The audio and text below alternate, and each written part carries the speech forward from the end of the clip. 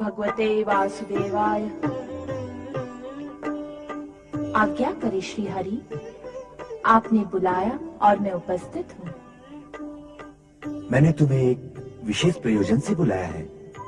प्रयोजन विशेष हो अथवा साधारण, आपने स्मरण किया तो मुझे उपस्थित होना ही है।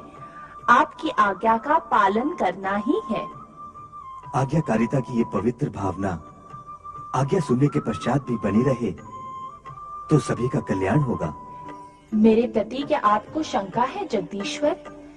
क्या मैं आपकी आज्ञा की अवज्ञा कर सकती हूँ? तुम्हें पृथ्वी पर जाना होगा गंगा। बस यही है आपकी आज्ञा। इसी हेतु से आप विचार कर रहे थे। पृथ्वी पर तो सभी देवगण आते जाते रहते हैं, स्वयं आप भी तो मानव रूप धारण करने के लिए लालायित रहते हैं। हाँ, रहता हूँ, परंतु इस समय तुम्हें वहाँ एक विशेष प्रयोजन से भेजा जा रहा है। ये तो और भी प्रसन्नता का विषय है कि आप मुझे पृथ्वी पर किसी विशेष प्रयोजन से भेज रहे हैं। मैं आपकी आज्ञा का पालन करूंगी, पृथ्वी पर जाऊंगी, उद्देश्य पूर्ण होते ही लौट आऊंगी। नहीं नहीं गंगा, वहाँ जाकर पुनः यहाँ लौटने की संभावना और प्रावधान तुम्हारे लिए नहीं है। पुनः यहाँ लौटने की संभावना नहीं है, अर्थात मुझे सदा के लिए पृथ्वी पर वास करना होगा। आप मुझे अपने चरणों से सदा सदा के लिए वंचित करना चाहते हैं। मैं आपके श्री चरणों से वंचित हो जाऊं? क्यों? क्या अपराध किया है मैंने? किस अपराध का दंड आप मुझे देने के लिए इच्छुक हैं? शांत हो जाओ गंगा, शांत हो जाओ। शांति का बीज मेरे अंदर डालकर आप मुझे कैसे शांत कर पाएंगे? पृथ्वी पर सदा सदा वास करने की आपकी आज्ञा मेरे लिए शांति का नहीं, अशांति का कारण है जगदीश्वर। हमें विश्वास है गंगा कि स्थिति का पूर्ण ज्ञान हो जाने के पश्चात तुम अवश्य शांत हो जाओगी। अपने निराधार विश्वास को भ्रम का आधार देने की चेष्टा न करे जगदीश्वर। सदा सदा धरती पर वास करने की कल्पना मात्र से मेरा रोम रोम कांप रहा है। रोम तो अपराधियों को कांपता है गंगा।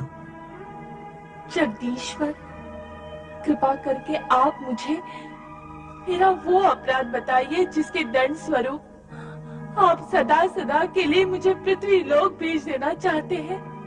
गंगा, तुम ब्रह्मय हो, इसलिए पृथ्वी पर जाने को दंड मान बैठी हो। पृथ्वी पर जाना और वहां के प्राणियों के सुख दुख में भागीदार होना दंड नहीं, पुरस्कार है। और अभी अभी स्वयं ही तुमने ये स्वीकारा है कि मैं भी पृथ्वी पर जाने के लिए लालायित रहता हूँ। अवश्य कहा है, किंतु स्थायी रूप से आप भी वहाँ कभी निवास करना नहीं चाहेंगे। लक्ष्य पूर्ण होने पर पुनः लौटना अवश्य होगा। यदि लौट कर आना है तो मुझे जाने में कोई आपत्ति नहीं, परंतु सदा सदा के लिए।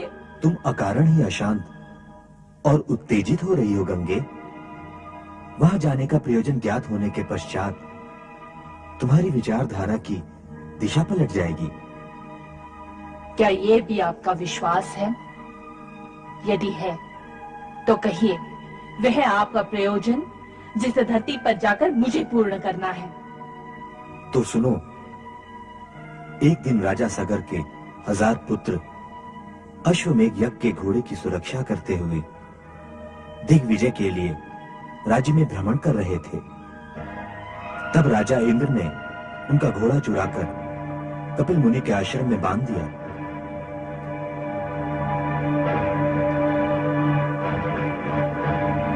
यहाँ तो अश्वमेघ यज्ञ का घोड़ा कहीं दिखाई भी नहीं देता। अरे ये तो किसी ऋषि मुनि का आश्रम लगता है। हमारा अश्व आश्रम में क्यों आएगा? हमें पता है कि आश्रम है। अश्व का कैसे ज्ञान होगा कि आश्रम है? वो तो कहीं भी जा सकता है। चलो आओ और कहीं ढूंढते हैं। चलो चलो हाँ चलो। वो देखो, सामने मुनि बैठे हुए हैं, तप और ध्यान में डूबे हुए। चलो चलकर इनसे पूछते हैं अश्व के विषय में। मुनिवर, आपने हमारे अश्वमेघ यज्ञ का घोड़ा देखा है? मुनि श्रेष्ठ, हम सगर पुत्र हैं। हमारे महाराज राजा सगर ने अश्वमेघ यज्ञ का आयोजन किया है। क्या आपने हमारा अश्व देखा है? ऋषि मुनि ऐसे अहंकारी होते हैं क्या? ये कैसे मुनि है जो हमारी बात सुनते ही नहीं? ये हमारा घोरपान है। यदि ये मुनि हैं, तो हम भी राजा सगर के पुत्र हैं। हमारी भी कोई प्रतिष्ठा है।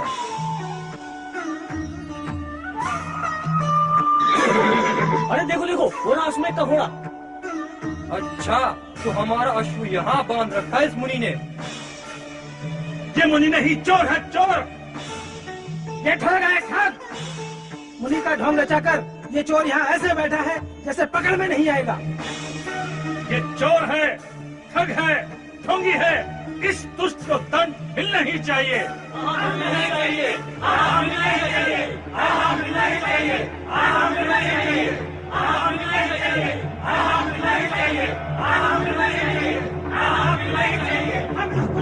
अवश्य देंगे।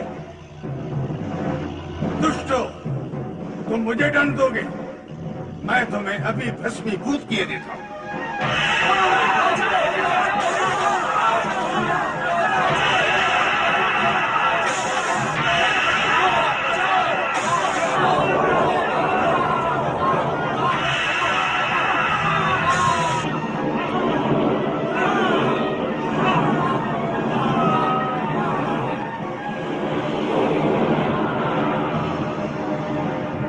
गंगा, ये एक अत्यंत दुखदायी प्रश्न है कि राजा सगर ने अपने पुत्रों के उद्धार के लिए तपस्या करने का निश्चय किया और अपने पौत्र अंशुमान को यह आदेश दिया कि जब तक मां गंगा पृथ्वी पर प्रकट होकर हमारे पौत्रों का उद्धार न करें, तब तक ये तपस्या का कार्यक्रम चलता रहे। राजा सगर ने दिया यह आदेश? हाँ, तुम्हारी तपस्या में सगर, अंशुमान और राजा दिलीप ने भी इस कठिन कार्य में अपने प्राण समर्पित कर दिए। पितामह का आदेश और पूर्वजों का उद्धार करने के लिए भगीरथ ने अपनी कठोर तपस्या का प्रयत्न त्यागा नहीं। श्राप देने के पश्चात यही एक उपाय है उनके उद्धार का। समझी जगदीश्वर, समझी। भगीरथ के पूर्वजों के पाप की कालिख मुझे अपने तन से लगानी है। कुकर्म तो उन्होंने किए, उसकी पीड़ा वे भुगत रहे हैं। किंतु किंतु किस कारण आपने, भगीरथ और कपिल मुनि ने ये व्यवस्था तय की कि मेरे इस स्पर्श से उनका उद्धार होगा? इसे विधि का विधान मानो गंगे। मान लेती हूँ, और इससे उनका उद्धार हो भी गया तो मेरा क्या होगा? मैं यहाँ से उज्जवल रूप लेकर जाऊं और पाप की कुरूपता लेकर लौटूं? मैं तो भूल ही गई थी, आपने मेरे लिए लौटने का प्रावधान रखा ही नहीं। अपनी शक्ति और सामर्थ्य का इतना कम मूल्यांकन क्यों कर रही हो गंगा? क्या आकाशवासी गंगा की उज्ज्वलता का पक्ष इतना दुर्बल है कि पृथ्वीवासियों का पाप मिटाने से कलंकित और कुरूप हो जाएगा? उज्ज्वलता तो नष्ट होती ही है जगदीश्वर। क्या किसी का उद्धार करने से शक्ति और उज्ज्वलता नष्ट होती है? नहीं गंगा, नहीं। किसी का हित, कल्याण और उद्धार करने से शक्ति और उज्ज्वलता नष्ट नहीं होती, अपितु और अधिक बढ़ती है। चाहो तो प्रयोग करके देख लो। वैसे देवगण तो सदा से इसका प्रयोग करते आ रहे हैं। जो कुछ आप कह रहे हैं मैं उसे ही सत्य मानती हूँ। पृथ्वी पर जाकर भगीरथ के पूर्वजों को अपना स्पर्श देकर उनका उद्धार करके लौट आती हूँ। आपका प्रयोजन सिद्ध हो जाएगा, आज्ञा पालन करने का मेरा कार्य भी पूर्ण हो जाएगा। किंतु फिर मुझे धरती पर स्थायी वास करने के लिए ना कहे जगदीश्वर, ना कहे। गंगा, तुम अपने कल्याणकारी स्वरूप को पहचान क्यों नहीं रही हो? तुम्हारा गौरव आकाश स्वर्ग में वास करने से नहीं, पृथ्वीवासी होने में है। क्या पृथ्वी पर वास करने से पृथ्वी का कल्याण होगा? संपूर्ण देवगण और स्वयं मैं इस सत्य को स्वीकार करते हैं कि धरती पर बढ़ती तामसिकता और आसुरी भाव यदि इसी गति से बढ़ते रहे तो धरती पर जीवन दूभर हो जाएगा। वहां सात्विकता और दिव्यता का प्रचार प्रसार करने और पापियों के प्रायश्चित करने की व्यवस्था करना आवश्यक हो गया है। तो इसमें मैं क्या कर सकूंगी? धरती वासियों का तुम्हारे स्पर्श से उद्धार होगा। तुम पापियों को तारोगी, उनको नया जीवन दोगी। पापियों का उद्धार करने के लिए आपने मुझे ही क्यों चुना जगदीश्वर? मेरे अतिरिक्त क्या कोई अन्य देवता ये कार्य नहीं कर सकता? निसंदेह अन्य कोई नहीं कर सकता। पाप का नाश करने की सामर्थ्य जो तुम्हें प्राप्त है, अन्य किसी को प्राप्त नहीं। भागीरथ के पूर्वजों का उद्धार करना तो तुम्हारे कार्य व उद्देश्य की भूमिका मात्र है। तुम्हारा मूल उद्देश्य तो धरती को उपजाऊ करना और युगों युगों से पापी जनों के भीतर बैठी पाप की अग्नि को शांत करना है। फिर उससे क्या होगा जगदीश्वर? तुम्हारी इस कल्याणकारी भावना की महानता से प्रभावित होकर जन जन तुम्हें माता के सम्मान से सम्मानित करेगा। माता का स्वरूप धारण करने पर वात्सल्य भाव से पापी पुत्रों का पाप हरण कर लोगी। तुम्हारे इस मातृत्व रूप के कारण पृथ्वी पर चहुओं ओर सदा तुम्हारी जय जयकार होगी। मेरी आज्ञा मानो गंगा, और पृथ्वीवासियों की माता बनकर उनका कल्याण करो। भगीरथ, बुलाओ गंगा को।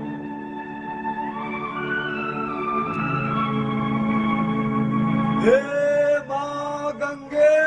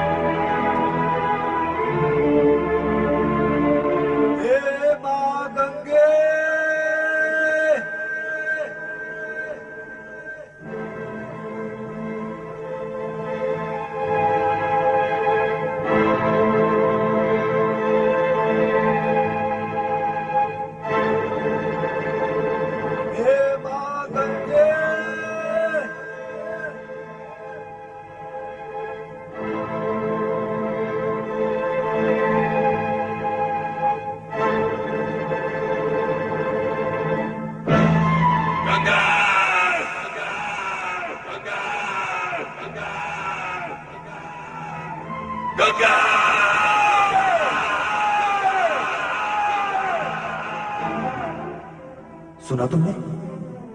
तुम्हारे अप्रिय वचन सुनकर शिव जी ने क्रोधित होकर जो ओंकार भरी तो तीनों लोग कंपित हो गए।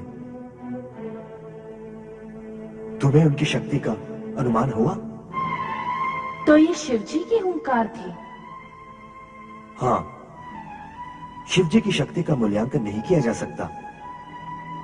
वे साक्षात शक्ति हैं। तो अवश्य ही वे मेरे वेग की तीव्रता को सहन कर सकेंगे। अवश्य। मुझे पृथ्वी पर कब जाना होगा प्रभु? शुभ और कल्याणकारी कार्य में विलंब क्यों? तुम्हें तुरंत पृथ्वी की ओर प्रस्थान करना चाहिए। आज्ञा दे जगदीश्वर। गंगा! गंगा! गंगा! गंगा!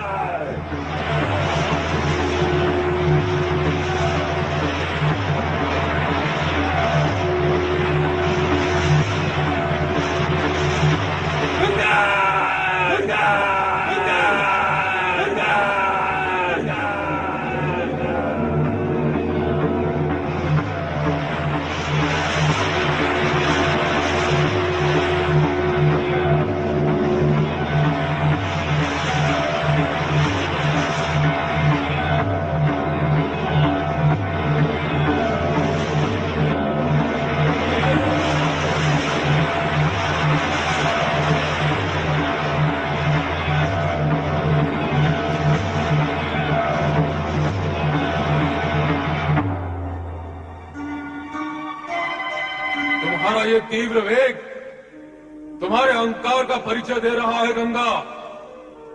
इसे नष्ट करना ही उचित होगा। अपनी शक्ति और वेग के अभिमान में अपना उद्देश्य भी भूल गई, तो अब पड़ी रहो सदा सदा के लिए मेरी जटाओं में। अभिमान टूटे तब तक वहीं विश्राम करो। वो कैसे होगा देवेश्वर? मेरा अभिमान तो तब नष्ट होता जब मैं आपके चरणों में गिरती अथवा गिरूं। देवेश्वर, मैं तो आपके मस्तक पर विराजमान हूँ। मेरे तो गर्भ में वृद्धि हुई है। ये क्या अनर्थ हो गया भोलेनाथ? ये क्या अनर्थ हो गया? आपने तो माँ गंगा को अपनी जटाओं में बांध लिया। उन्हें धरती पर प्रवाहित करे प्रभु, उन्हें धरती पर प्रवाहित करे। नहीं भगीरथ नहीं, जब तक गंगा का अभिमान नहीं टूटता ये संभव नहीं। कैसा अभिमान भगवान, कैसा अभिमान? देखा नहीं तुमने? गंगा अपने प्रबल वेग और प्रवाह में हमें भी प्रवाहित करना चाहती थी। उसे अभिमान है कि जगत में कोई भी उसके प्रबल वेग के सामने टिक नहीं सकता। अभिमानी का अभिमान जगत के लिए विनाशकारी सिद्ध होता है। अतः गंगा का अभिमान टूटना अत्यंत आवश्यक है।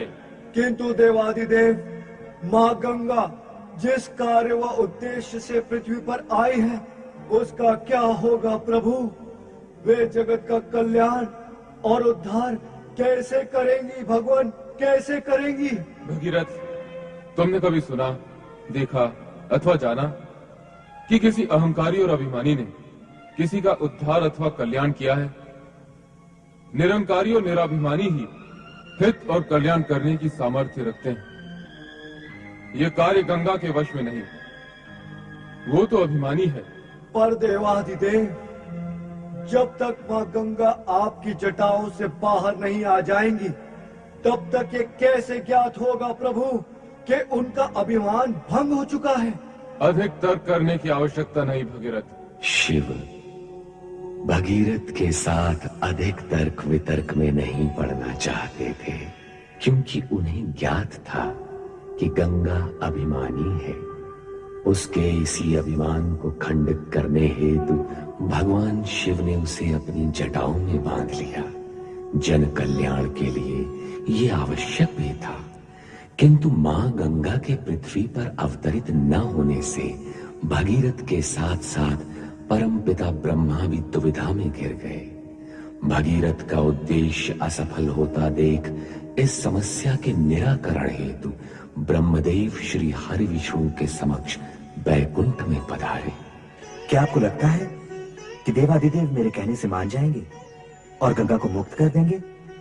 मेरा विश्वास तो यही कहता है श्री हरि कि गंगा आपके चरणों से विलग होकर अहंकारी हो गई। इसी कारण शिव जी ने उसे अपनी जटाओं में बांध लिया है। आप मुस्कुरा रहे हैं। आप तो जग के सृष्टा हैं और ये सत्य भी जानते हैं कि अहंकारी न तो किसी का उद्धार कर सकते हैं और न ही किसी का कल्याण। फिर भी गंगा को उद्धार कार्य के लिए पृथ्वी पर भेजा। पृथ्वी के लिए प्रस्थान तक गंगा में किंचित मात्र भी अहंकार नहीं था, किंतु शिव जी की जटाओं में पहुंचते पहुंचते उसका अहंकार जाग उठा। मेरे चरणों में वास करने वाली गंगा क्या अभिमानी हो सकती है? जो कुछ उसने किया और जिसका वो परिणाम भुगत रही है, उससे तो यही सिद्ध होता है कि उसने कुछ नहीं किया ब्रह्मदेव। मेरे चरणों से विलग होने के पश्चात और धरती के तल पर अवतरित होने से पूर्व शिव जी के मस्तक पर विराम करने का सौभाग्य और पूर्ण लाभ उठाने के लिए ललायित थी, ताकि पृथ्वीवासियों को पवित्र कर सके। गंगाधर और गंगेश्वर से गौरवान्वित होने वाले शिव जी के नाम में अपना योगदान करने के लिए उसने अहंकारी होने की लीला रचाई है। निरंकारी होकर ही तो कल्याणकारी हो सकती है। जिस सत्य का उद्घाटन आपने किया है उससे शिव जी तो परिचित नहीं है। चलिए उनके पास। हे शिव शंकर, हे भोलेनाथ, आपने तो मुझे वरदान भी दिया था और कृपादान भी। फिर अब मैं आपकी अप्रसन्नता के कारण दुविधा में क्यों हूं भगवान? मुझ पर दया करो देवादिदेव, कृपा करो। ओम नमः शिवाय। ओम नमः शिवाय।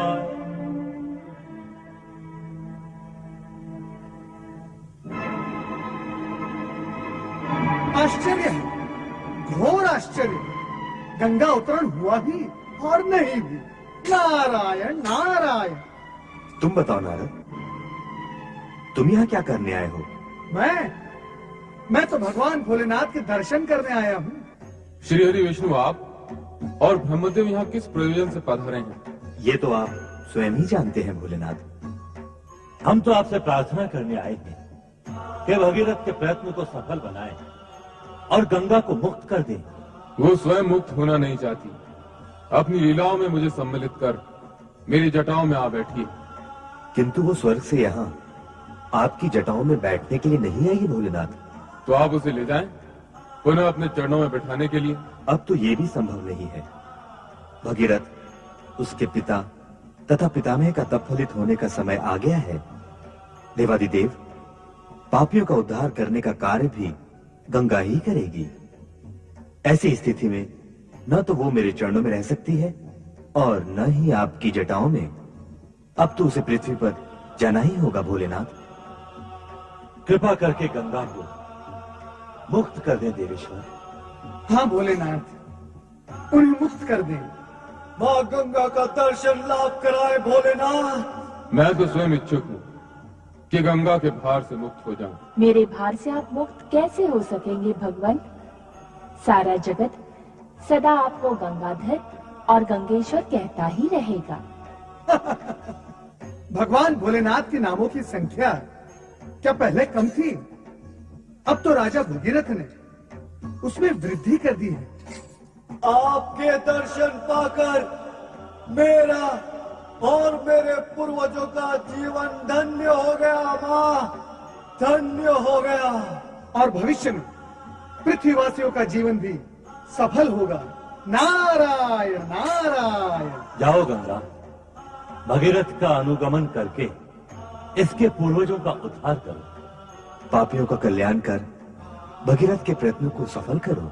और भविष्य में ऐसी कोई लीला न रच डालना जिससे देवगण कहें कि शिव ने गंगा को सिर पर चढ़ा रखा है।